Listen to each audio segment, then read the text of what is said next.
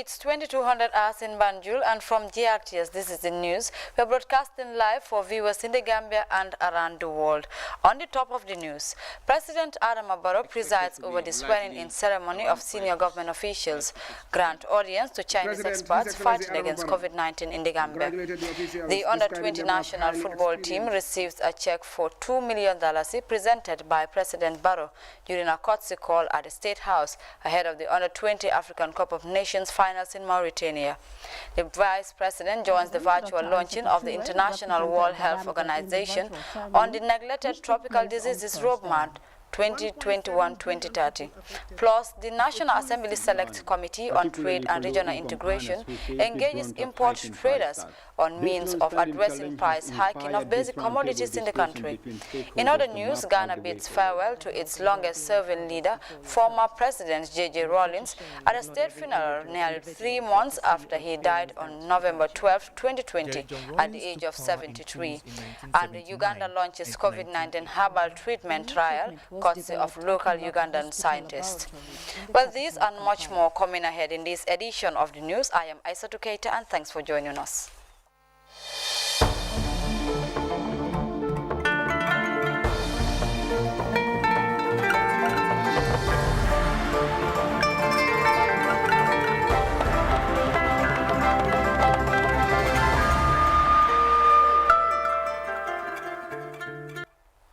Well, it's great to have you here with us. In a flurry of engagements at the State House, the President, His Excellency Adama Barrow, presided over the official swearing-in ceremony of senior government officials and later received the Chinese epidemic control experts who have almost come to the end of their deployment in the Gambia. The team is in the country at the request of the Gambia government to help in the fight against COVID-19 pandemic. As we hear in this report by Momodou Jallo, the Chinese government, through its mission, also presented 10 million worth of medical equipment to the Gambia's health sector. The permanent Secretary of the Ministry of Finance and Economic Affairs, Abdoulaye Jallo, was the first to be sworn in at the ceremony at State House. I, Abdoulaye Jallo, having been appointed as permanent secretary, do swear that I will be faithful and bear true allegiance to the Republic of the Gambia according to law. So help me God. Hussein Thomas, the Solicitor General and Legal Secretary, also took the 3 oaths of office, allegiance and secrecy. Gani Toure, a one-time governor of the Central River region, was equally sworn in as a member of the Public Service Commission. Speaking on behalf of his colleagues, Permanent Secretary Jallo expressed gratitude to the President for the trust and confidence in assigning them what he called important responsibilities in the civil service. The new Permanent Secretary gave a positive assessment of the future of the national economy after it was hit hard by the COVID-19 pandemic. We expect that the economy will grow in 2021 by 6 percentage points. And from 2022 to 2025, our expectation is that on average, it will grow by 6.5%. So inflation has been expected to be likely around 5 to 6%. The President, His Excellency Adama Barrow, congratulated the officials, describing them as highly experienced and seasoned. He expressed confidence that they will add value to the civil service and enhance his ongoing reforms. We have no doubt these are senior citizens who are seasoned and have experience. And I think their appointments will be welcomed by the general public, because we have no doubt that they can add value to those institutions. The main focus of this government and our direction and the way we see things is to go into reforms of the institutions. We believe that if we have strong institutions in this country, it will make a huge difference for us. The President also received influence the Chinese epidemic control experts who were deployed to the Gambia to support efforts in curbing the spread of the COVID-19 pandemic. They were led by the Ambassador of the People's Republic of China, His Excellency Ma Jian. He praised the Gambia's response to the pandemic, which he added led to its effective control. According to the Chinese diplomat, the team, which comprises prominent medical professionals, worked with their Gambian counterparts to safeguard public health safety. Chinese government dispatched the epidemic control experts team to the Gambia to support the Gambia, consolidate the achievements in curbing the COVID-19 spreading, and also provide assistance in further strengthening the Gambia's capability of safeguarding public health security. The head of the team, Wu Xiaomu, who is an expert on intensive care medicine, described the COVID-19 situation in the Gambia as relatively stable, detailing the work of the team in treating patients, training Gambian health workers, and conducting research. The Minister of Health, Dr. Ahmad Samate, noted that the Gambia's health system, like other countries around the world, was stretched to the limits, but commended President Barrow for the leadership to ensure a quick and effective response. His Excellency set up a COVID-19 ministerial subcommittee that met regularly to discuss COVID-19 issues based on the technical guidance from the technicians at the Ministry of Health. Based on these strategic decisions we are taking to give the direction of the COVID-19 medical response, equally the socio-economic response for COVID-19. The President, His Excellency Adam Barrow, thanked the government of the People's Republic of China for its continued support of the Gambia, particularly in enhancing its response to the pandemic. We are not surprised that since we made this request, you responded quickly and positively to come and intervene as far as COVID-19 is concerned. Your intervention has made a big difference for us. You have sent us a strong team, a team of specialists to come and help Gambia. He further commended the People's Republic of China for fulfilling all the promises made to the Gambia, but appealed to their government through its ambassador to continue supporting the health sector. The Gambian leader also praised the health minister for providing the leadership to enable the country face the serious challenges posed by the outbreak of the COVID-19 pandemic. The president later presided over the handing over of medical items worth over $10 million from the government of the People's Republic of China. The Minister of Health, Dr. Ahmad Samate, and Ambassador Ma Jian-chun signed the handing over documents for the items, which are expected to consolidate the Gambia's efforts in the fight against the coronavirus, which has recently made a comeback. Mamadou Jallow, GRTS News. Meanwhile, the President, His Excellency Adam Barrow, has presented a check for $2 million to the Under-20 national football team, who called on him at the State House. The team is currently preparing for the Under-20 African Cup of Nations finals in Mauritania after winning the coveted West African Football Union Zone 2 tournament last year in Dakar, Senegal. Mamadou Diallo reports. The Gambia's national Under-20 team, champions of the West African Football Union Zone 2 tournament, were at the State House to present their trophy to President Barrow. The team were crowned champions late last year, after defeating regional heavyweights Senegal in a fiercely contested finale in Dakar. The exploits of these youngsters have earned national praise, but they now hope to replicate this success at the continental level, where they will represent West Africa. The team coach, Patan Boj, praised the collective determination of the boys to bring home the trophy despite the overwhelming odds. The powerhouses of Senegal coming to meet their younger brothers, I would say, the Gambia. The tradition of Wafu Chukri, if you can recall, was not the one that you see in front of you there. It was probably half that size, and the story behind it was that the Senegalese were so confident, so full of expectation, that they were the ones to win the trophy, that they decided to go and shop and present the one that's sitting there. But us Gambians, I think we had another plan for them. President of the Gambia Football Federation, Lamin Kaba Bajo, commended government for its support to the development of football, but called for more investments to nurture talent for the future. Commend the laudable initiative of your government recently initiating development of football grounds or sports grounds across the country. This will not only alleviate the burden on the GFF, as we speak now, even yesterday as we speak, by this time, I signed 3 contracts for the rehabilitation of 3 parks, including Banjul, Manjai, and Serekunda West, each of them to the tune of over $8 million. The Minister of Youth and Sports, Bakari Baji, made the announcement that took the team and officials by complete surprise as reward for their accomplishment that has brought the country pride.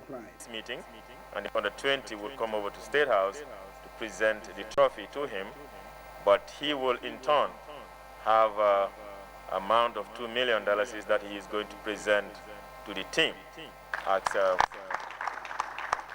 a sign of appreciation to the national under 20 team and the technicians that have gone with them.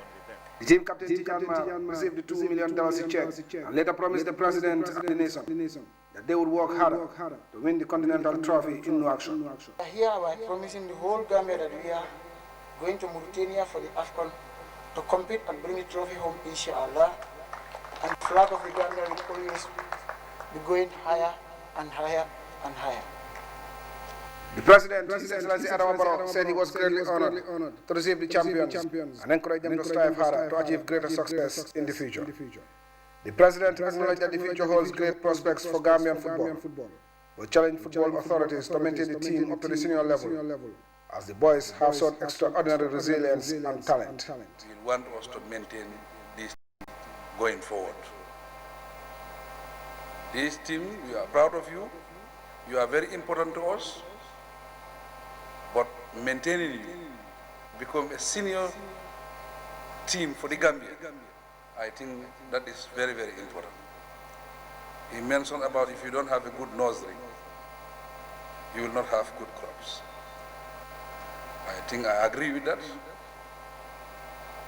We should all work together as a team, that is the Ministry, Football Association and the technicians, so that we can support this team. As the team prepares to travel to Mauritania, President Barrow had these parting words for the boys. As young boys, don't be overexcited, don't be carried away by sentiments, remain whom you are, be committed to this job. It's a professional job, it's a noble job, and it's a big enterprise. One of you can make a huge difference for this country. One of you can definitely raise the flag of the Gambia very high. We have seen footballers that have done that. The President concluded by reaffirming his commitment to the development of sports in the Gambia and reassured that his government would continue to provide the resources necessary to consolidate the gains and bequeath a legacy of success and excellence. Mamadou Diallo, GRTS News. Well, wishing the team the best of luck. Now, still on the executive, the Vice President, Dr. Aissatou Touré, has joined the International World Health Organization and partners in a virtual forum to launch the Neglected Tropical Diseases Roadmap 2021-2030. The forum seeks to guide participants with the aim of attaining the Sustainable Development Goals. Fatou Janembai has the details.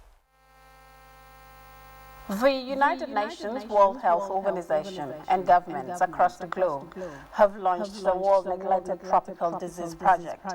The idea is to chart a future on how this disease could be controlled for healthier society. Vice President Dr. Aissatou Touré represented the Gambia in the virtual ceremony, which took place on Thursday.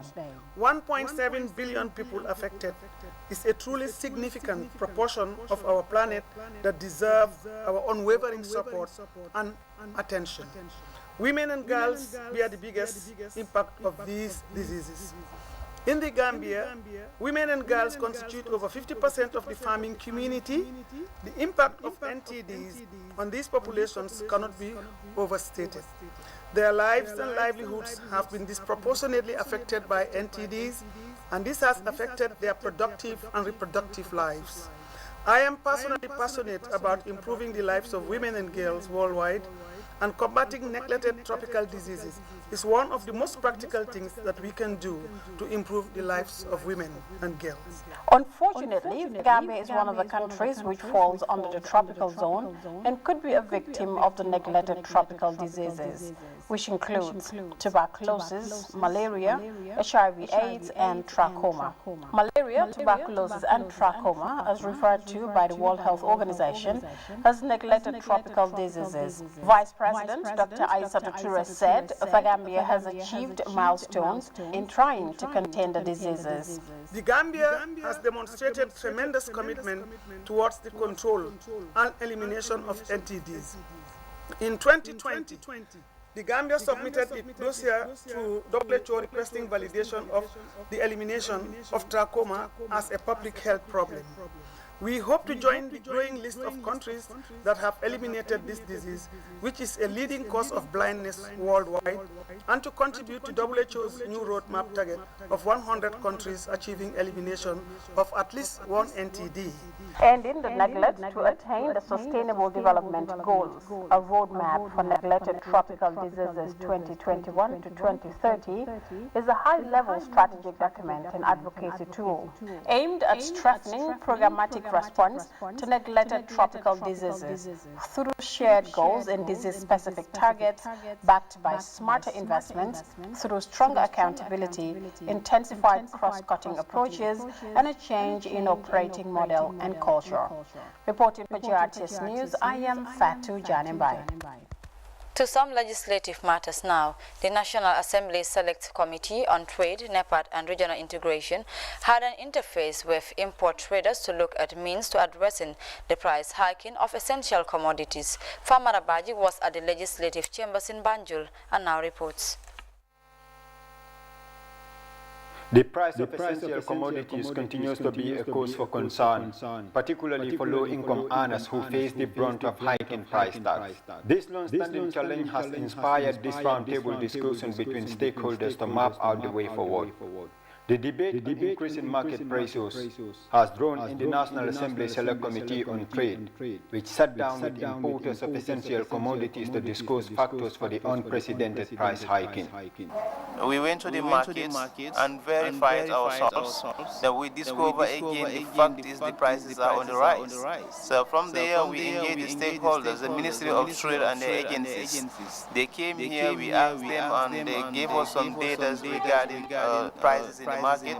So then from there now we said, since we have heard from them, but there are other sectors that are also in the chain, that is the importers. So that's why today we wrote to the importers to invite them for a meeting in the assembly to hear from them what factors are responsible for the price hike in the market. We all into promotion of agriculture. We know agriculture is the backbone of this country, and if investors like you, who are the main players in the market, are thinking in the line of production, that should be a very welcome move. And we would like to hear from you what you think the government can do to support these initiatives. Importers say the challenge is big in many areas, including the high cost of importation. We as traders, as importers of rice, we are facing problems at the port for vessels to come in and discharge the goods. So these vessels, when they're staying at anchorage for 2 weeks or 1 week, waiting for space for vessels to enter to discharge, suppliers, owners of the vessels, they're charging demurrage. So this is in addition, this demurrage is increasing the cost on us. So we need our vessels to have priority, because at the end, this cost of demurrages which we are paying to the ship owners, we have to add it to the cost, which is causing the price to be high. The National Assembly Select Committee on Trade is set to engage the Ministry of Trade on the outcomes of their fact-finding mission before making recommendations to address the current crisis. Famara Baji, GRTS News. While continuing its scrutiny of public enterprises as part of its mandate, the PEC Committee of the National Assembly on Thursday invited the Public Utility and Regulatory Authority to the Assembly to submit their activity and financial report for the year ended 2019. The utility regulatory body did not submit the reports to the committee due to some lapses. They were asked to make a comeback to the Assembly on the 3rd of February for the submission. Ominjai was following proceedings and now reports. The National Assembly Public Enterprise Committee continues the scrutiny of public agencies with a direct face-off with officials of the Public Utilities and Regulatory Authority. Lawmakers launched proceedings with queries as to why the institution's activity report and financial statement for the year 2019 was not submitted, and the reason for not showing up at the Assembly on Wednesday, as per PEC Committee summons. In response, the Director General of PURA informed the committee that the failure was as a result of some serious management lapses which they are working hard to address before reappearing at the Assembly. The usual procedure is the submission of the report, the scheduling of the review exercise, which starts with the presentation of the report, and then what follows is consideration of the report before adoption with recommendations and observations. Maybe you can combine the two so that we can get an explanation for the failure to submit the report. We will be able to submit, all these documents by early next week. They are with the printer. So, like I said, due to some internal failures, which we will definitely take care of, as soon as possible. The board chair promised to submit the late report by next week as PURA officials struggle to advance reasons for not showing up to the Assembly. So this is a major failure, internal failure on our part. So this is why we don't want to spend, much time on it. But like I said, we can reassure you that the documents will be submitted early next week. The reason we did not come yesterday was not deliberate, but due to the failures, definitely we thought that we were supposed to appear this afternoon instead of yesterday afternoon. PURA has been very diligent in making submissions on time to this honorable committee. But for some reason, and I underline, and for some tardiness on the side of management, and also for lack of good communications, things have not been done as expected. Delivering a strong worded caution urging PURA to be more steadfast in their operations, especially when it comes to meeting deadlines. The chairman of the PEC committee advised officials to prioritize oversight functions similar to the duties of the Public Enterprise Committee. The benchmark is noted that is next week the report will be ready, that they're being printed, and the management did not waver in giving a concrete time frame for the completion of the current work, and members did agree that it is anticipated that next week, meaning what day concretely, so that we take note of it, PURA will submit.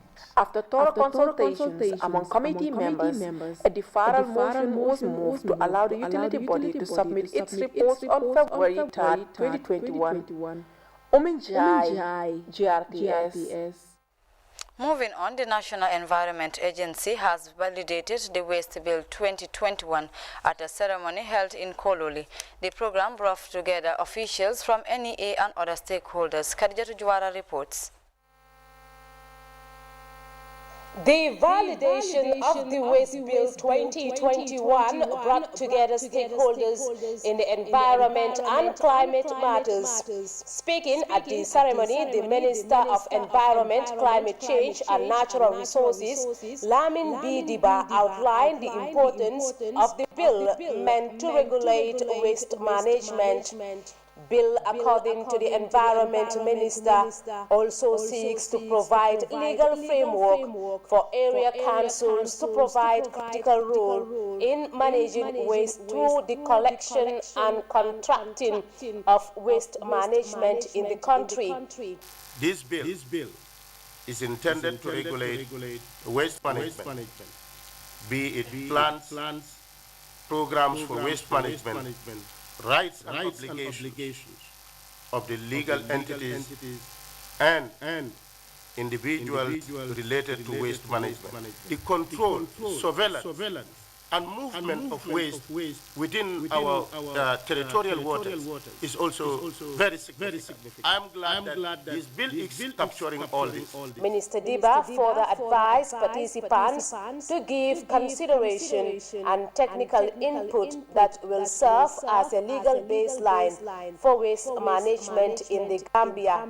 You as key stakeholders, Mr. Chairman, you are aware that the National Environment Agency and the Ministry have embarked on this process, which we believe will identify the best solution for solid waste management for the Gambia. The Executive Director, Udu Trawale, urged authorities concerned to work on the bill carefully in a bid to help the government and its stakeholders identify and implement solutions that are needed to fix some of the challenges facing the Gambia's waste management sector. The validation of the Waste Bill 2021 comprises mainly technical experts and stakeholders in the business of waste management in the country.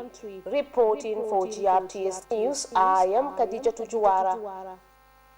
In another development, the Association of Non-Governmental Organizations on Thursday wrapped up a 3-day capacity building on policy analysis, budgeting, and gender for civil society organizations, lady councillors, and ward councillors in the Banjul City Council.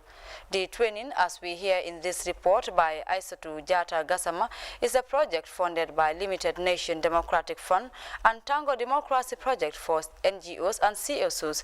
The project, which started in March 2019 and supposed to end in February 2021, seeks to strengthen human rights and good governance in the Gambia. The need for enhanced local governance capacity has inspired a new effort to train councillors and local authorities spearheading community development across the country in policy analysis, budgeting and gender. The latest program initiated by Tango, the Association of Non-Governmental Organizations, specially targets civil society participants and lady councillors. Participants say the program is necessary to enhance the advocacy capacity of civil society organization members and local authorities to effectively participate in public policy processes. A lot of people fail to understand that politics and policy go together, so we were meant to understand that these things, one cannot go without the other, and then the budgeting scheme, how to go about it, the types of budgeting and all. As a youth rep from the Banjul community, I will make a very good use of this because I'll go back to my community and then deliver what I was taught. Going through the process of learning. Knowing having your capacity on it is very important, I guess. So it was very useful and important for us. Participants Alice Goswell and Abdullah Bosgay both described the training as fruitful and promised to disseminate and implement lessons learned into good practice. All that we yearn for, all that we look forward to is really given to us in this training. It has broadened my knowledge on how to formulate policies and come up with budget proposals when we're talking of projects. So I'm really grateful that what I've known before, someone else has come and given me more knowledge on how to implement it in the future. I've seen that when we budget, at times we do have deposit that at times we don't know where to put it. But at least with the 3 days, it has helped us and he has helped my colleagues as well to learn a lot in budgeting and also in policy. So in policy, as long as I'm a policy maker, they have teach me a lot in policy, and really I'm grateful to them. Tango's program officer, Alhaji S. Jam, said the project, which is a nationwide initiative aimed at boosting the knowledge and skills of civil society organizations. How do we mainstream gender into the national budget? This is very important because madam, you will see a woman and a man in KMC, DCC. What he or she needs is far different from a woman and a man in UR and CRR. So how do they budget? And the budget is gender sensitive. This is what we are all advocating for. Trained resource person Susanya is confident about delivering expected outcomes, highlighting participants' understanding and their contribution in the program. We expecting that the civil societies who are definitely present in this particular workshop would definitely filter it down to the grassroots. The multiplier effect is what we are looking for, so that at least others who don't have the opportunity to be here today may be able to learn from those participants who are able to be here today. This project is a moving scheme to enhance effective participation of local authorities and civil society organizations in the civic and democratic process building expertise to combat corruption and promote awareness, ensuring the efficient delivery of public services. Aissatou Jatagasama, GRTS. The communities of Jara Bureng, Dingirai, Barokunda, and Quinala Sansankono received modern beekeeping materials from the officials of the large-scale ecosystem-based adaptation project. Suma Jadama reports. Jara Bureng, Dingirai, Barokunda, and Quinala Sansankono are the latest communities to receive beekeeping materials from EVA project. Bala Musa Kijara is EBA's regional coordinator in the Lower River region. During this protocol development that we engage with community members themselves, who know their community very well. They also know their environment.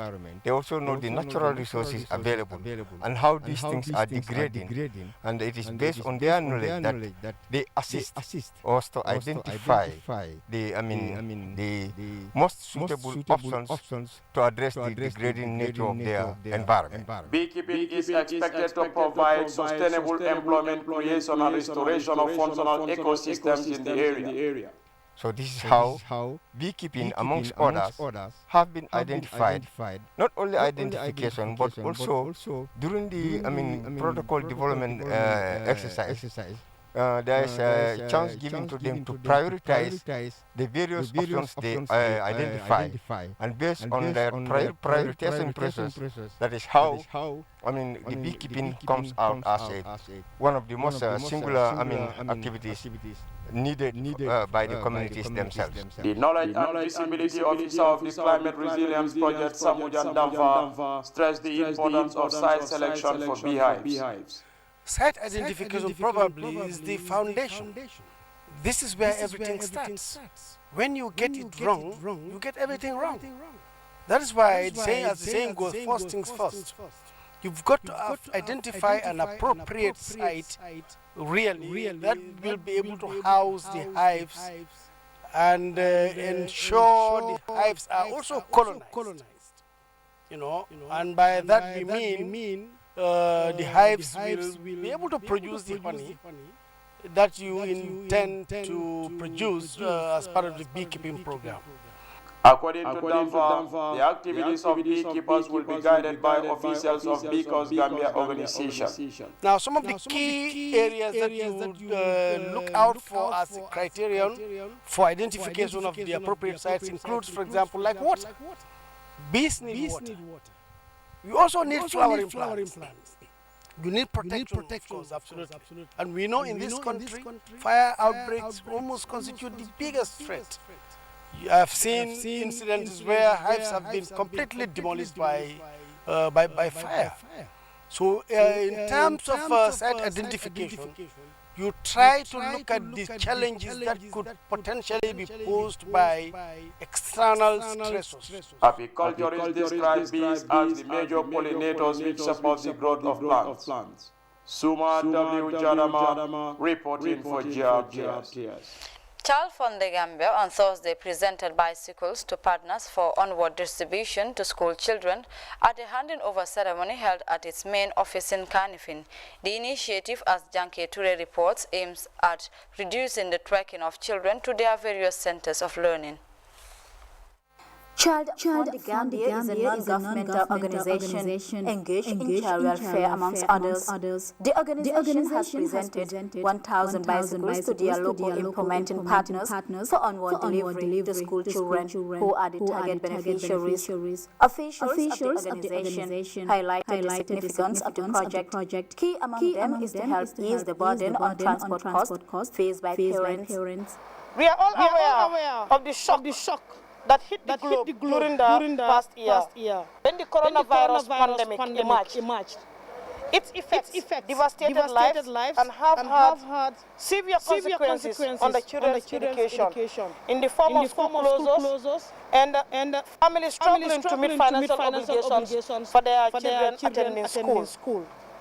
We therefore hope that these bicycles will help wipe off the transport cost burden that some parents struggle to live with daily.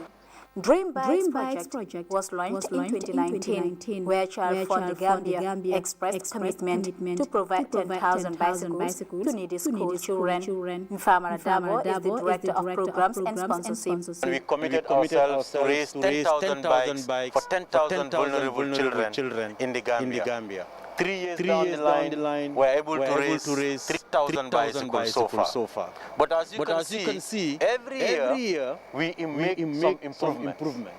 The first year, we only supply bikes. But when we send them to the field, we realize that children who are riding these bikes need some form of protection. The next year, we provided them with vests and then helmets. Now, this finally we realized that children need some form of bags to be able to carry their materials as they go to school. Ami Kolembai, a board member of the organization and principal education officer Mopsi Kemojalo, respectively described the gesture as timely, noting that the project is one of many interventions that address the socio-economic challenges of the vulnerable. Kolembai urged the beneficiaries to make best use of the items. To the children, I say, make sure that you use these bikes effectively. Because we are all talking about access, but in this era of COVID-19, I think the health aspect is very, very important. And looking at the bikes, they are the safest means of transportation, because we are talking about social distance. They have been supporting the ministry in a variety of ways.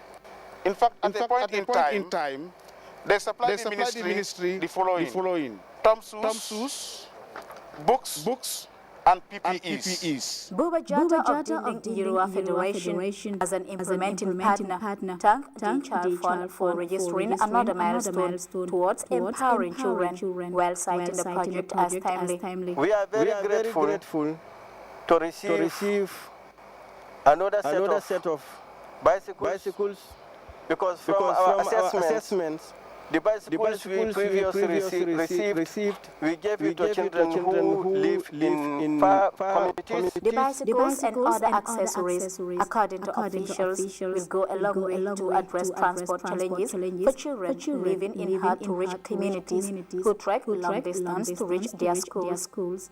Janke Ture, GRTS News. To the Lower River region, where a 3-day training on land administration, conflict resolution and natural resources is underway in Mansakonko.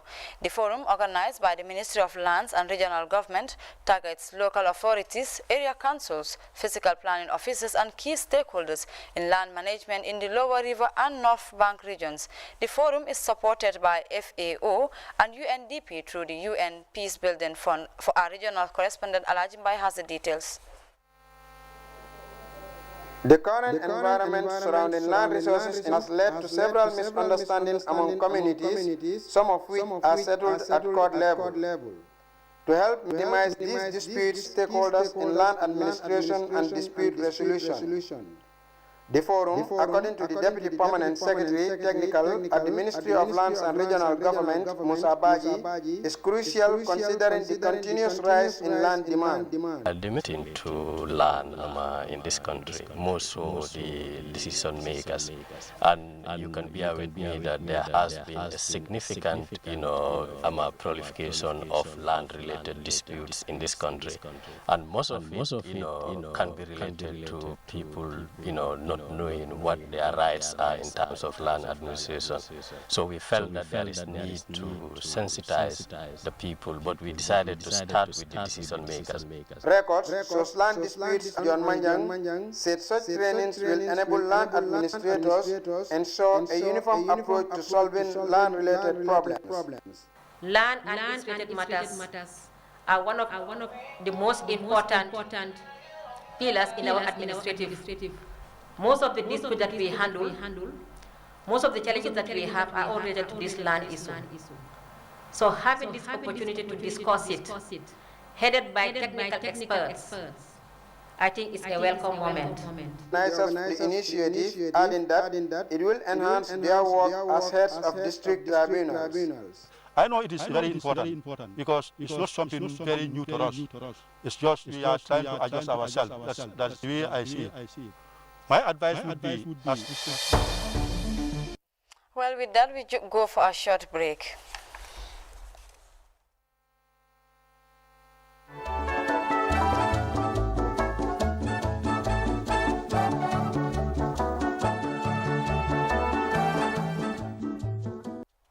Welcome back. And in the internationals, Ghana's former president, Jamie John Rawlings, have been laid to rest after funeral service held in Accra. He died at the age of 73. J.J. Rawlings governed the country for 2 decades. J. John Rawlings took to East Africa now, where Uganda is starting its own clinical trial for COVID-19 therapeutic treatment. The local remedy named UBV01N is made from natural herbs formulated by Ugandan scientists. Uganda joins other African countries like Madagascar that have made herbal concoction for COVID-19 treatment. And that does it for the news. But before we go, a look at our top stories once again. President Adama Barrow has presided over the swearing-in ceremony of senior government officials, grant audience to Chinese experts fighting against COVID-19 in the Gambia. The under-20 national football team has received a check for $2 million presented by President Barrow during a courtesy call at State House ahead of the under-20 African Cup of Nations on the neglected tropical diseases roadmap 2021-2030. Plus, the National Assembly Select Committee on Trade and Regional Integration have been engaging import traders on means of addressing price hiking of basic commodities in the country. In other news, Ghana bade farewell to its longest-serving leader, former President J.J. Rawlings, at a state funeral nearly 3 months after he died on November 12, 2020, at the age of 73. And Uganda set to launch the country's COVID-19 herbal treatment trial, courtesy of local Ugandan scientists. Well, that was all we had time for in today's edition of GRTS News. Well, from me and the entire news team, we want to thank you for the pleasure of your company, and do have a pleasant night.